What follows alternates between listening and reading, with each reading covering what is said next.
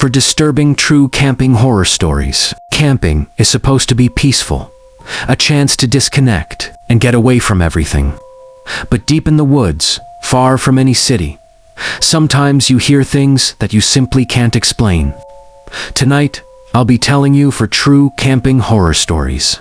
Stories that might make you think twice before pitching a tent. Again, fade to black. Story 1. The Screaming Man in the Woods. Two friends were camping miles away from the nearest town. Friday night was peaceful. Campfire, music, jokes. Everything felt normal. But on Saturday night, around 9 p.m., the woods went completely silent. Not a single cricket, not a single rustle. Just dead quiet. A scream so loud, so twisted, so blood-curdling, it didn't sound human. It didn't sound like pain, either. It sounded angry, like something was hunting. The friends froze. They looked at each other, thinking it was maybe an animal. But then the scream turned into words. Echoed whisper, "Garay." The voice stretched, broken, almost like someone laughing and choking at the same time. They grabbed anything they could use as a weapon: sticks, a pocket knife, even the metal coffee pot. And for the next 5 minutes, the screaming kept circling the woods. Sometimes far, sometimes so close, it felt like it was right behind a tree. Wind intensifies. Then, without warning, a man stumbled into their campsite. He was shaking violently, covered in dirt, and holding a lantern with trembling hands. His name was Gary. He told them his friend Ty had suddenly snapped. One moment they were hiking. The next, Ty started screaming, chasing him through the woods, threatening to kill him. Campfire, crackling SFX. The campers tried to calm Gary, but before they could even speak, another scream tore through the forest. Louder scream, "Gahari, I want your balance," echoed, distorted. They immediately turned off their lanterns and hid behind their tent. And then Ty walked right past their campsite. His steps were slow, dragging, like his body was being pulled by something else. He didn't see them. Even though he passed just a few feet away. Silence. No music. For the next 2 hours, the woods echoed with screams, then whispers, then laughter, and then, suddenly, nothing. Total silence. Minutes later, a soft, calm voice echoed through the trees. "Help, I'm lost. Is someone there?" It was Ty, but he sounded normal, confused, scared. When they finally found him, he didn't remember anything. Not the screaming, not the threats, not chasing Gary, nothing. They escorted both men back to their campsite and stayed awake the entire night, just watching the tree line, afraid the screaming would return. Next morning, Gary packed his gear and left the woods immediately. Ty refused to talk about what happened, but the rangers later said something chilling. Every few months, someone reports hearing a man screaming the same way in those woods. No one knows what took over Ty that night, and no one ever finds the source of the screams fade out. Story 2. The Sound That Got Closer. A young couple was camping deep in a remote part of Pennsylvania. The whole place felt empty, isolated, too quiet. Throughout the entire day, they saw only 2 other people. A woman standing beside her truck, staring into the woods, and a man who kept driving past their campsite. First slowly, then circling, each time looking directly at them without saying a word. As the sun went down, the forest grew unnaturally still. The couple joked about it, trying to shake the weird feeling, but something in the air felt off. Heavy, wrong. They went to sleep around midnight, but at exactly 3 a.m., they both woke up. Metal dragging on dirt. It sounded like something huge was being dragged across the ground. Slow, heavy, metallic, like a chain, or a piece of machinery scraping through the dirt. Every few seconds, it got closer. The boyfriend slowly leaned toward the tiny tent window. He only needed one look. Moonlight through tent fabric. His face turned completely pale. His eyes widened for a moment. He didn't even breathe. But he forced himself to sound calm and whispered, "It's probably far away. Maybe just an animal," he lied, because he didn't want her to panic, even though the sound was right outside their campsite. Metal scraping gets louder. They grabbed each other's hands and stayed absolutely frozen. No movement, no sound. Not even a breath too loud. The dragging noise circled the tent slowly, as if something or someone was inspecting it, studying it, waiting. Then, after nearly 20 minutes, the sound just stopped. Silence, heavy tension. They didn't sleep again. They just waited for sunrise. Every tiny noise outside made them jump. When morning finally came, they rushed outside to pack up, wanting to leave as fast as possible. But then they saw something that made their stomach drop. Close shot, campfire ashes. Right beside their campfire was an empty beer can. It wasn't theirs. They didn't drink. And it definitely wasn't there the night before. The creepy part, it was crushed, almost flattened. They immediately remembered the strange man who kept circling their camp the previous afternoon, and the woman who stood silently by her truck like she was waiting for something. No footprints, no marks, no sign of anything that could have been dragged.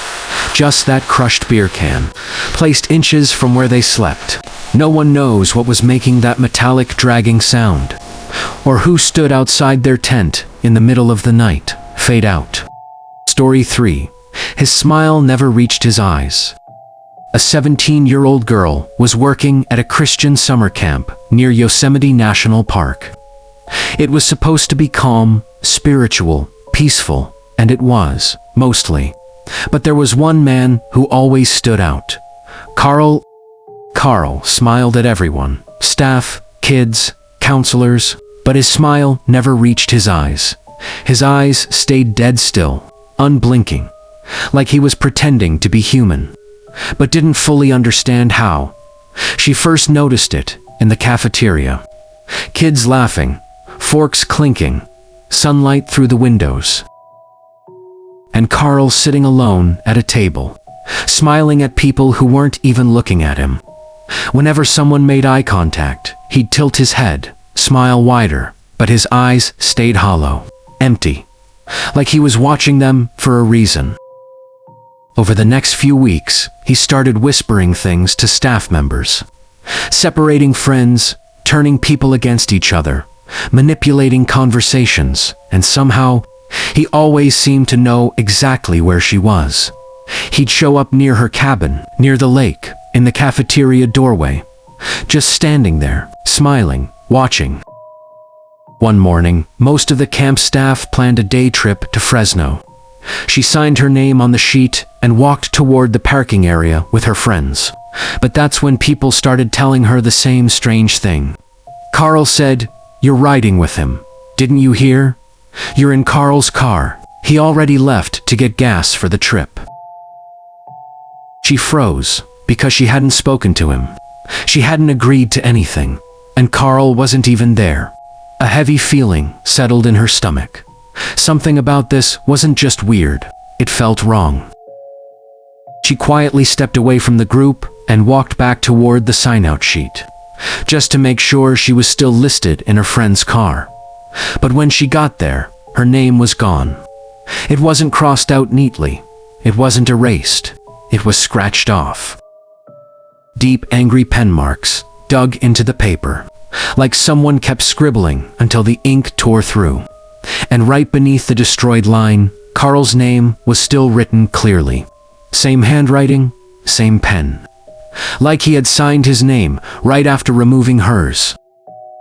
She felt the hair on the back of her neck stand up. She stepped away, her heart racing. A gut instinct, almost a warning, told her not to get in any car that day. She stayed behind at camp, alone, and Carl never showed up for the trip. No one knew where he went. No one saw him leave. No one confirmed he ever packed a bag. That night, she lay awake in her cabin, staring at the door. every creak of the wood sounding like footsteps. She never found out who scratched her name out, why Carl wanted her to ride with him, or what would have happened if she had gotten in his car that morning. Fade, silence. Story 4. Footsteps by the lake. A young couple decided to camp at a hidden lake deep in Michigan. There were no trails, no nearby campers, no sounds of civilization, just complete, eerie isolation. The kind of quiet that presses against your ears and makes your own heartbeat sound deafening. They set up their tent near the shore, watching the sun dip behind the trees. The lake mirrored the sky perfectly, calm, peaceful, almost too calm. At sunset, the girlfriend said she thought she heard footsteps somewhere in the woods behind them, crunching leaves, faint twigs snapping. But the boyfriend brushed it off. "It's probably an animal," he said, "or the wind." The couple laughed nervously, but neither fully relaxed. Night fell. The wind died down. The lake grew perfectly still, and as they tried to sleep, the footsteps came again. Crunching leaves, SFX, slow, careful, deliberate, not random like an animal, purposeful, circling their tent back and forth, sometimes only inches away.